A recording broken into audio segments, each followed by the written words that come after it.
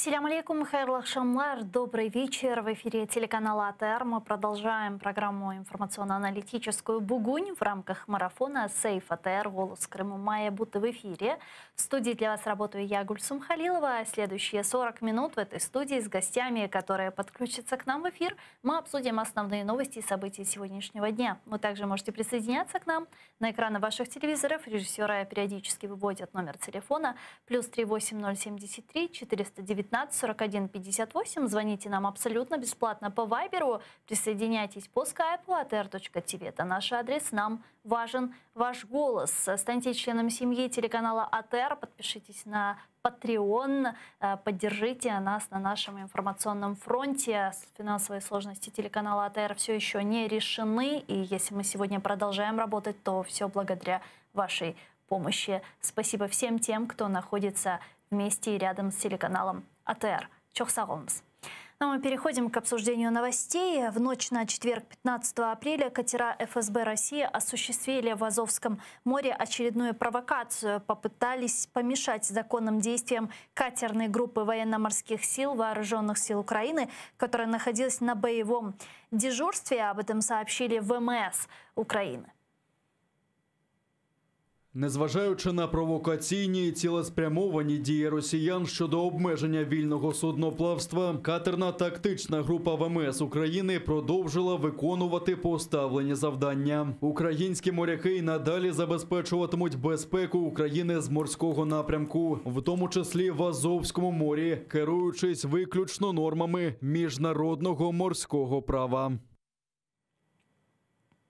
Закрытие России до 31 октября некоторых районов акватории Черного моря не будет препятствовать судоходству через Керченский пролив, уверяют в Управлении навигации и океанографии Минобороны РФ.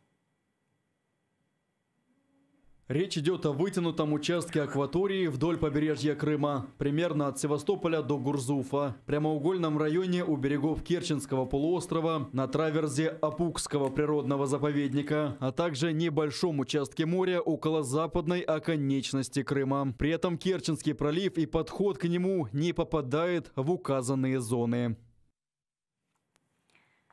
В понедельник, 19 апреля, Совет Европейского Союза обсудит закрытие России акватории Черного моря возле оккупированного полуострова. Министры иностранных дел стран ЕС примут во внимание все аспекты. Об этом на брифинге заявил представитель Европейской комиссии по вопросам внешней политики Петер Стану. Цитирую: «В отношении анонса, сделанного Россией, мы приняли это во внимание и анализируем, ровно как и ситуацию в целом. Высокий представитель ЕС по вопросам внешней политики Жозеф Боррель будет обсуждать этот вопрос на заседании министров иностранных дел». Конец цитаты.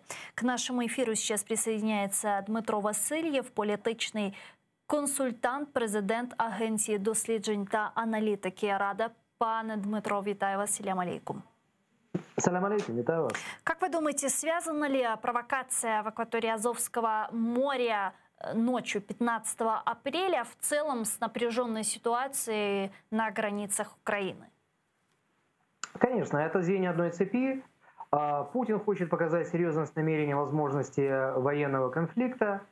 Пока что ни мир, ни Украина не понимают, это серьезное намерение действительно пойти в атаку. Либо же все-таки показать нечто, что заставит Байдена в ближайшее время договориться о встрече с Путиным. Скорее всего, что Путин хочет повысить ставки. И ключевая ставка — это Украина, для того, чтобы, если не договориться о своем влиянии на Украину, то, по крайней мере, о снижении каких-то санкций, возможно, в том числе связанных с Крымом, и добиться этого от Соединенных Штатов Америки. Я предлагаю подключить к нашей бесіді ще Олексія Гетьмана, військового експерта, ветерана російсько-української війни. Він зараз з нами на прямому зв'язку. Пане Олексію, вітаю вас. Салям алейкум. Доброго дня. Пане Алексею, как вы оцениваете провокацию в Азовском море российскими силовиками и закрытие Керченского пролива как минимум до осени этого года? Зачем оккупанты предпринимают сейчас такие меры? Зачем? Це важко сказати зачем, але це якесь дежавю. Ми це бачили вже декілька років тому, коли вони атакували наші катери. Зараз вони намагаються, правильно каже експерт політичний, що це, скоріше за все, тиск на Байдена, тиск на Україну для того, щоб досягти своєї мети. Я не бачу яких військових чи яких інших причин, щоб це робити, для чого це робиться. Тобто це виключно для тиску на нашого президента, може бути для тиску на Байдена. Ми ж пам'ятаємо, що декілька днів тому кораблі, які мали пройти через Босфор, вони залишились, не дійшли до Чорного моря. Тому це певне нагнетання ситуації, не більше. Пане Алексей, а какая сейчас в целом концентрация российских вооруженно-морских сил в акватории Азовского моря? Ви знаєте, це важко порахувати, бо вони переміщуються. Я скажу відверто, точну кількість кораблів не зможу назвати, але ми пам'ятаємо, що ще при анексії Криму в 2014 році приблизно 80% наших плавучих засобів перейшли до рук Росії, нам залишилось тільки 20%, тому там доволі потужна воєнно-морська їхня база знаходиться. Пане Дмитро, скільки саме в Чорному морі, скільки в Азовському, я думаю, що це, вони ж анонсують навчання, вони переміщуються, вони їздять. Так, до одного корабля, до одного човна сказати буде важко, але це потужна група.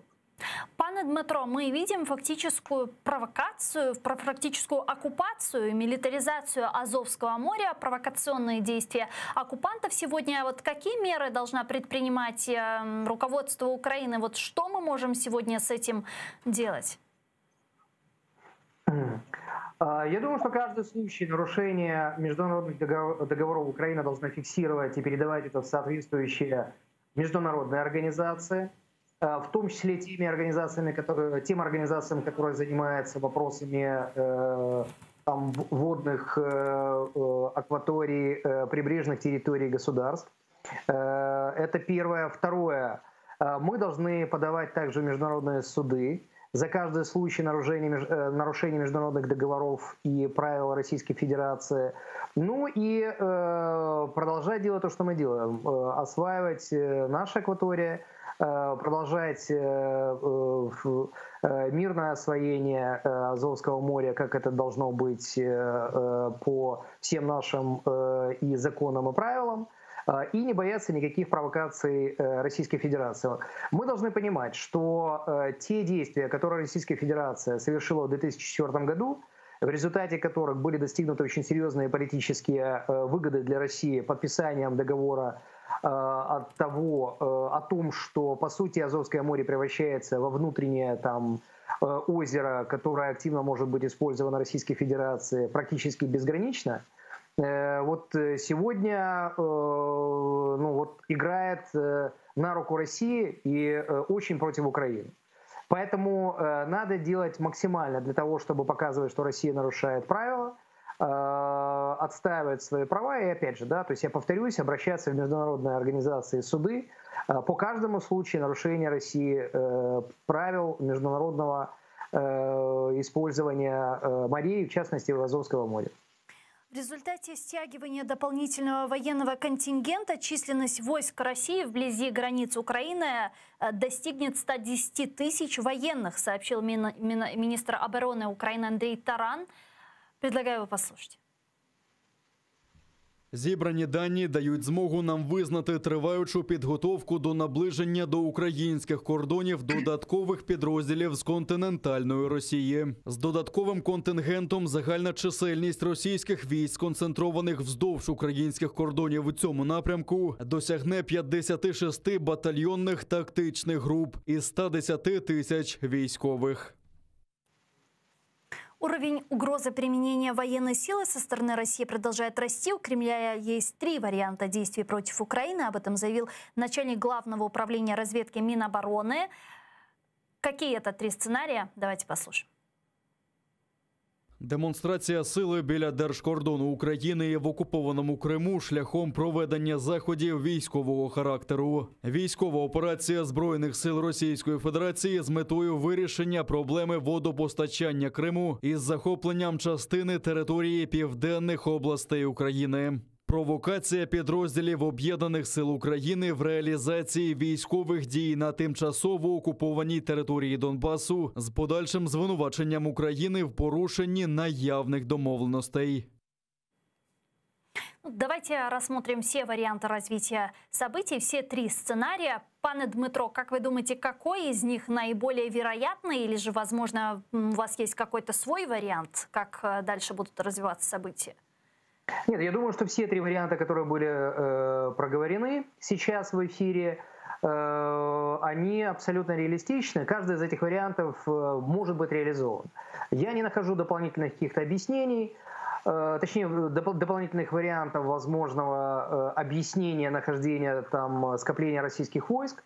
Я очень надеюсь, что вариант номер один по сути, агрессии со стороны Азовского моря и занятия дополнительной территории Украины для того, чтобы Россия имела доступ, возможно, коридор, там, грубо говоря, от Мариуполя до Крыма, а возможно, просто доступ до той части Херсонской области, откуда есть доступ до канала, для того, чтобы снабжать Крым водой. Я надеюсь, что этот вариант не будет реализован Российской Федерацией. Хотя он вполне возможный. Но мы должны четко понимать, что на фоне скопления вооруженных сил Российской Федерации, как со стороны Донбасса, как со стороны Крыма, как со стороны Азовского моря, так и там, с других возможных территорий, они осуществляются, на мой взгляд, пока что для того, чтобы вынудить мир, Соединенные Штаты в частности, обратить внимание на Российскую Федерацию, предложить переговоры, осуществить переговоры на высшем уровне, в особенности с президентом Соединенных Штатов Америки, показать российскому избирателю, российскому народу о том, что с Россией считается, у России есть четкая позиция, она ориентирована на сохранение мира, недопущение там, возникновения конфликтов из-за действий НАТО и там каких-то фашистов на территории Украины. Ну, то есть Российская Федерация, она как бы исходит из этой своей абсолютно безумной позиции, ровным счетом для того, чтобы, первое, вынудить цивилизованный мир и демократию идти на какие-то уступки, а второе, максимально сохранять любое возможное влияние, либо же возможность влияния на Украину, потому что Путин и определенная верхушка в Кремле считают, что Украина — это неотъемлемая часть русского мира. Мы, как государство, должны этому очень четко противостоять, должны быть готовы к любому сценарию, который вы только что проговаривали. И я думаю, что любой сценарий найдет очень серьезный, жесткий ответ со стороны Украины и наших западных союзников. Пане Олексію, стягивание российских войск к границам Украины, милитаризация оккупированных территорий, значит, увеличение количества российских военных у границ Украины. Вот это все похоже на то, что Россия готовится к войне? Или же вы также думаете, что это просто демонстрация силы и игра мускулами? Повністю з вами погоджуюсь. Це схоже на підготовку до війни. Але декілька днів тому директор ЦРУ Ліам Бернс в Сенаті доповідав про розвідку. Він не зміг дати 100% гарантії, чи буде вторгнення Росії в Україну, чи не буде. Це навіть директор ЦРУ. Тобто ці дані... А хто може дати цю гарантію, крім Путіна? Ну, не гарантію, він не... Сценарії, які вони дивляться, ну, нема 100% впевненості, що відбудеться вторгнення, чи 100% впевненості, що навпаки воно не відбудеться. Тобто така ситуація двояка, як то кажуть. Чи вдасться, чи будуть вони наступати чи ні, ну я тут погоджуюсь з директором ЦРУ, я теж не можу сказати. Але якщо вони навіть почнуть бойові дії і зможуть пройти або пробити коридор до нашої води, або повномасштабний наступ десь, або провокація на Сході, вони можуть зайти на нашу територію. Їхня армія поки що більш потужна, ніж наша, і за численністю, і інколи за озброєнням. Але якщо вони зайдуть на якусь територію, як вони будуть її втримувати? Давайте розглянемо маленький приклад. Візьмемо Слов'янськ, наприклад. Невеличке місце, 100-150 тисяч людей. Скільки треба людей, щоб це місто утримати? Візьмемо, наприклад, 15-20, менше не вийде. І от ця групировка має стояти тільки в одному Маріуполі. Вона прийшла, стала, ми відійшли, щоб зберегти наші сили. Глибоко зіткнення з Збройними силами Російської Федерації робити не треба, бо ми просто втратимо людей і погубимо техніку і армію. Ну, от... Ми відійдемо, але наступного ранку їх вже буде тисяч, там не 20, а 19 чи 18. Ще одного ранку їх буде 15-16. Наші єноти, наші хлопці, вони зроблять все, що треба. Ми генетично готові до партизанської війни. Тому зайти вони зможуть утримати територію. Навіть канали, якщо вони до нього дійдуть, вони не в змозі. Скажите, а если вот рассматривать условный российско-украинский фронт, где он может быть? У нас есть материковая граница между Россией и Украиной, есть линия соприкосновения на Донбассе и есть Крым. Вот как считаете, где вот может быть вот этот гипотетический фронт? Давайте, ви ще не сказали північ і захід, Придністров'я та Білорусі. Угу. Та кількість війська, яка знаходиться на півночі та на заході, вона недостатня для того, щоб вести якісь наступальні дії з боку Російської Федерації.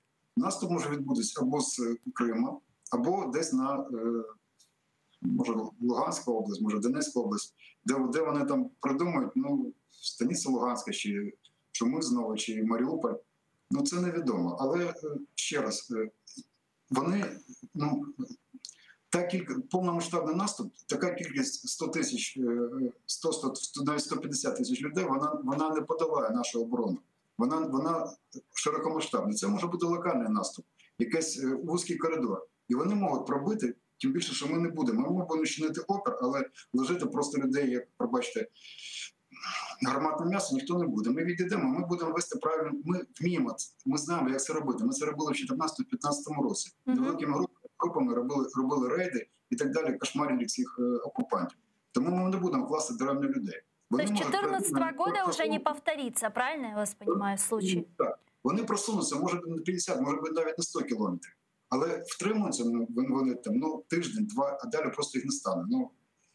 Я не хочу проводити приклад інших війн, такі випадки, давайте пригадаємо, наприклад, я не хочу погано нас порівнювати з російською, пригадайте Наполеонівську війну 12-го року. Як це відбулося? Він прийшов, але армію він втратив.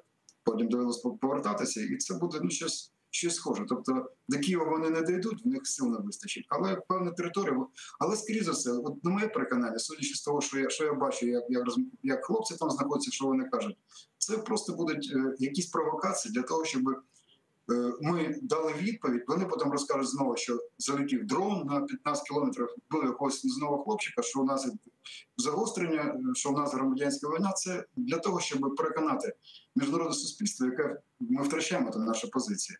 Пригадайте, що сказав міністр закордонних справ Німеччини, що добудувати Північний поток, як його МАЗ, якщо я не помиляюсь, не добудувати Північний поток – це гірше, ніж його добудувати, бо це спровокує Росію на певні дії.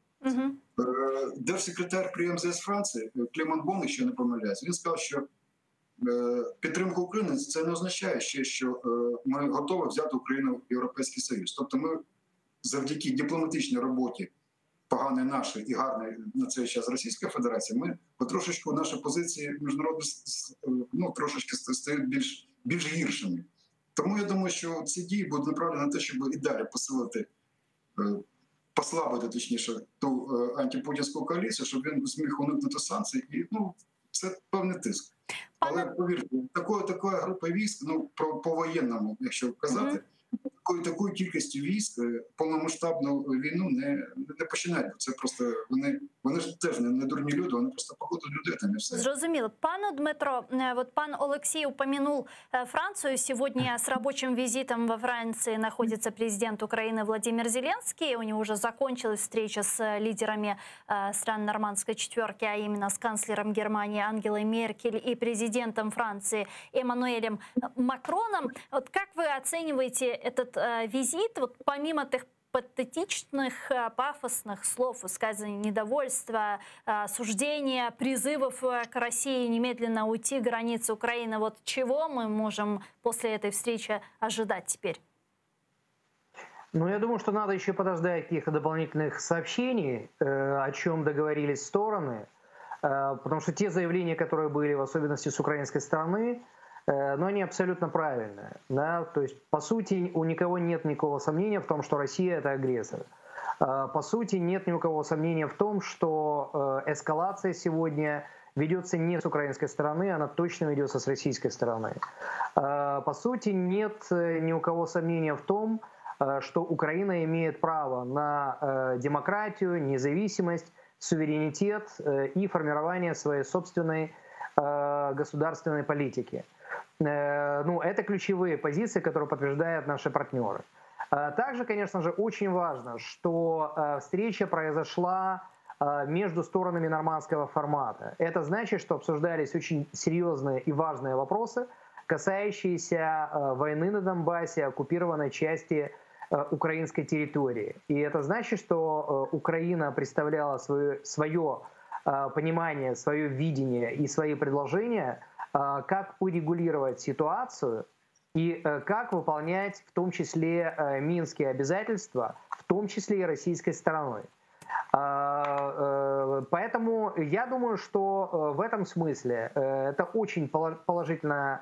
Я оцениваю эту встречу и результаты встречи как очень положительные, но опять же, для того, чтобы окончательно сделать выводы, вот какие серьезные действенные результаты в результате этой встречи и этого совещания трех сторон будут в пользу Украины и, очевидно, могут создать дополнительные сложности России, надо посмотреть. Пока вот ряд аналитиков, которые Макрона называют чуть ли не главным лоббистом Путина в Европе, говорят о том, что на этой встрече, и в том числе об этом пишут неофициальные телеграм-каналы, что якобы вот на этой встрече Макрон попытался бы каким-то образом сподвигнуть Зеленского на принятие каких-то компрометирующих решений в виде подачи воды в Крым и так далее, чтобы как-то деэскалировать ситуацию у границ Украины. Такое реально? Вы допускаете такой вариант? Вот ситуация складывается так, что, я думаю, у Владимира Зеленского, у президента Украины, есть очень хорошие аргументы.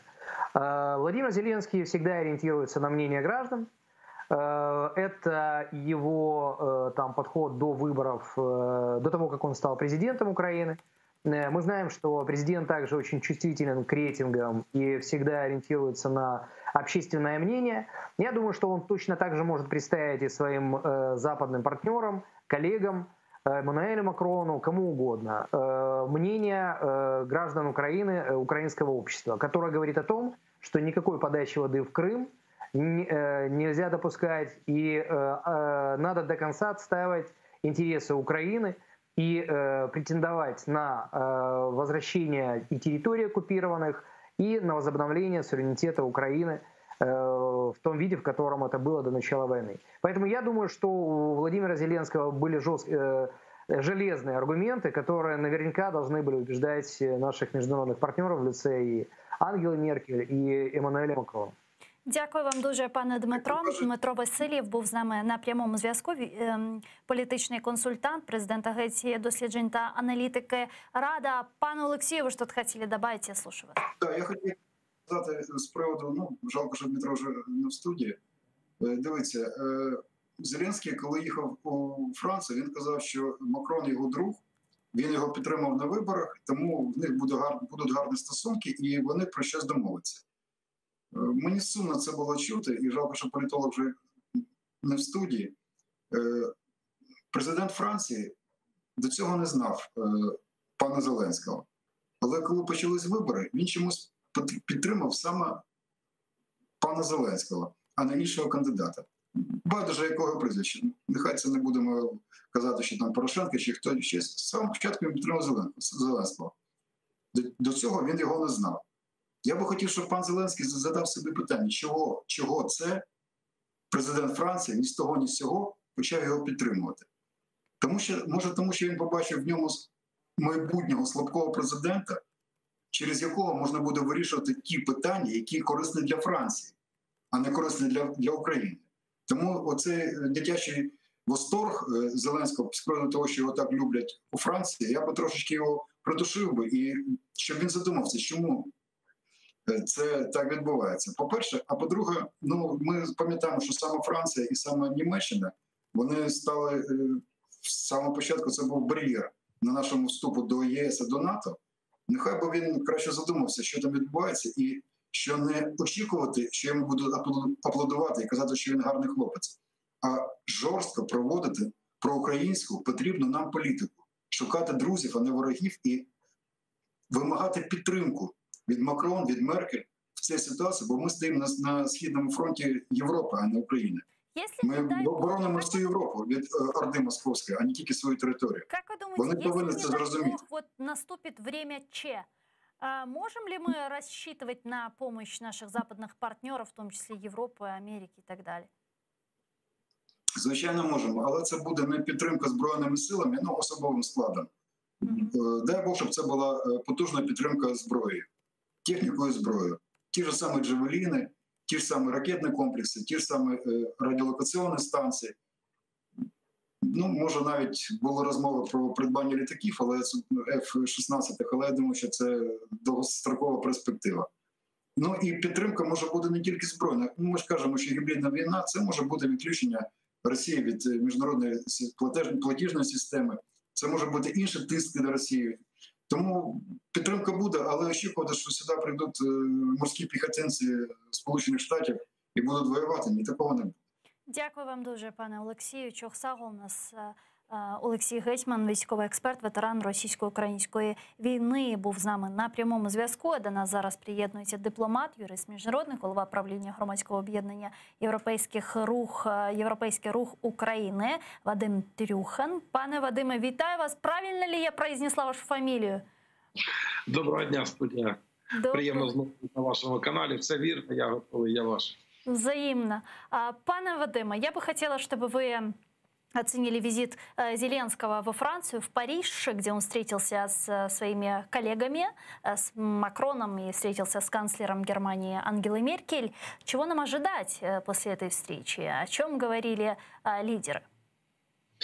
Я би характеризував цей візит як такий собі робочий візит, під час якого сторони звірили годинники і узгодили свої дії стосовно того, яким чином рухатися в напрямку до недопущення розширення агресії Росії проти України. І той факт, що пролунала тристороння заява, хай і усна, але все-таки це відображено на сайті вже Ангели Меркель, з закликом до росіян відвести свої війська, він позитивний.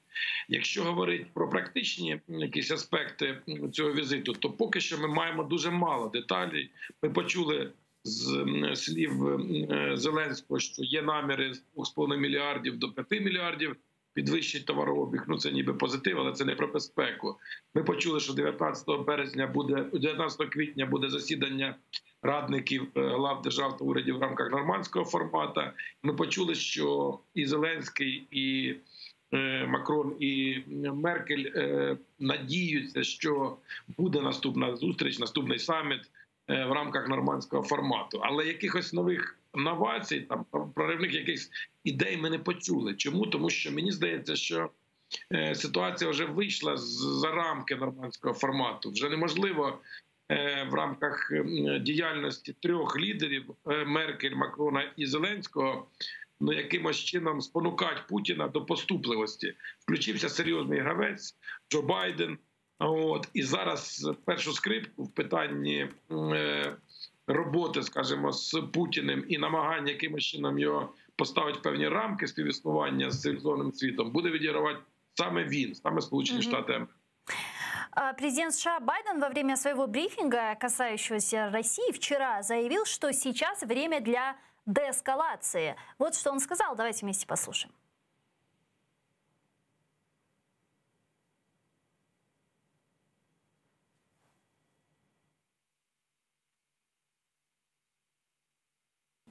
I affirmed U.S. support for the sovereignty and territorial integrity of Ukraine. Я наголошую на підтримці суверенітету і територіальної цілісності України. Я наполегливо закликаю утриматися від агресії. Час для деескалації настав зараз. Шлях вперед – це дипломатичний процес. Ми хочемо конструктивно рухатися цим шляхом. І я хочу сказати, що в інтересах США співпрацювати з Росією. Ми будемо це продовжувати, але якщо Росія намагатиметься нашкодити інтересам США, то матиме відповідь. Ми завжди будемо захищати свою країну, наш народ та наших союзників. our people, and our allies. Как известно, вчера США ввели новые санкции относительно России за ее вмешательство в американские выборы. Также ввели санкции из-за оккупации полуострова Крым. Представитель Министерства иностранных дел России Мария Захарова прокомментировала введение этих новых санкций со стороны Вашингтона. Она заявила, что ответ России будет неотвратимым. И сегодня ответ, видимо, уже последовал. Россия приняла решение о выдворении 10 американских дипломатов с своей территории. Что дальше, пане Вадиме? Как дальше будут развиваться российско-американские отношения в контексті України? Ви знаєте, я думаю, наступні тижні, можливо, 2-3 місяці будуть дуже напружені. Будуть такі своєрідні качелі. Подивіться, що ми бачимо. Спочатку Джо Байден називає Путіна, фактично називає вбивцею, кілером. Потім він телефонує Путіну, і ніби так всі видихнули, подумали, що ну все, дзвінком Путіна, я в тому числі, до речі, так подумав, ми загрозу широкомасштабного вторгнення Путіна чи розширення агресії зняли. Але на наступний день знову приймаються санкції. Потім робиться наступний жест, відміняється рішення про захід в Чорне море 2 есмінців, ракетних есмінців США. Тобто тут будуть, знаєте, такі от, ну ніби такі горки, да? З одного боку обидві сторони будуть показувати налаштованість ніби на конструктив, а з іншого боку американці будуть бити росіян за їхні злочини, за їхню недостойну поведінку, якщо це можна так виразитися, в міжнародних відносинах, і зокрема по відношенню до України і по відношенню до Сполучених Штатів Америки. А росіяни будуть намагатися відповісти. Але масштаби і вага цих двох держав неспівмірна. От коли навіть пані Захарова каже, буде адекватна відповідь, ну яким чином, що вони зроблять? Те, що вони видворили дипломатів, так це така загальновизнана практика, нічого тут нового немає. Але от як вони дадуть відповідь на те, що американці зараз поставили такий, знаєте, заборону жорстку по відношенню до операцій з зовнішнім боргом Росії, там, крім рубля, але тим не менше, це дуже болюче для росіян. Що вони будуть робити з санкціями проти юридичних фізичних осіб? Тобто тут дуже багато знаків запитання, і мені здається, гра ця буде нагадувати гру під назвою «Хто перший моргне?», хто перший дасть таку, знаєте, слабинку чи дасть задню.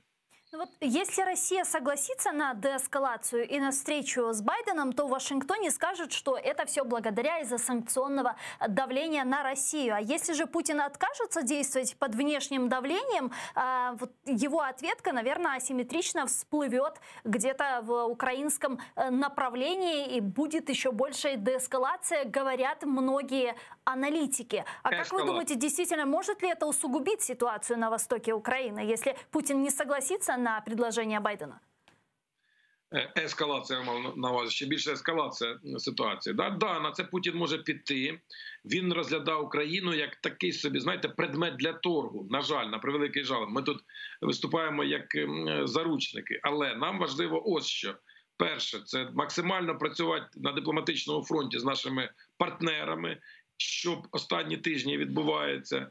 Це перше. Друге, максимально готуватися до можливого сценарію з вторгненням, що зараз і відбувається. Ми бачимо по заявах наших і військових, і Арсена Авакова, міністра внутрішніх справ, і там Яроша, і багатьох інших державних діячів, які пройшли війну, які мають вплив на ситуацію, що необхідно готуватися. Да? І третє, що нам треба робити, нарешті всередині країни працювати на консолідацію. Не на розбрат, а на консолідацію політикуму, консолідацію суспільства. З тим, щоб в нас не було, знаєте, різних думок про те, куди нам бігти, що нам робити і таке інше. Ті країни виживають перед лицем таких потужних, а це потужний ворог, перед лицем таких ворогів, які забезпечують консолідацію. Так змогли вижити в'єтнамці в свій час, так змогли вижити фіни, і так вижили багато інших невеликих чи середніх націй, які намагалися взяти під контроль чи навіть завоювати великі нації, великі країни. Дякую вам дуже, пане Вадиме. Чохсагул, у нас Вадим Трюхан був з нами на прямому зв'язку. Дипломат, юрист міжнародний, голова правління громадського об'єднання «Європейский рух Украины». А я, к сожалению, вынуждена завершать этот блок. Оставайтесь с первым крымско-татарским телеканалом АТР в 20:00. Смотрите информационную программу «Заман» на крымско-татарском языке. Самые актуальные новости расскажут наши журналисты. А далее в этой студии в программе «Прайм» вас поприветствует мой коллега Осман Башаев. У него в гостях будет лидер крымско-татарского народа Мустафа Джемилев. Не пропустите, будет интересно.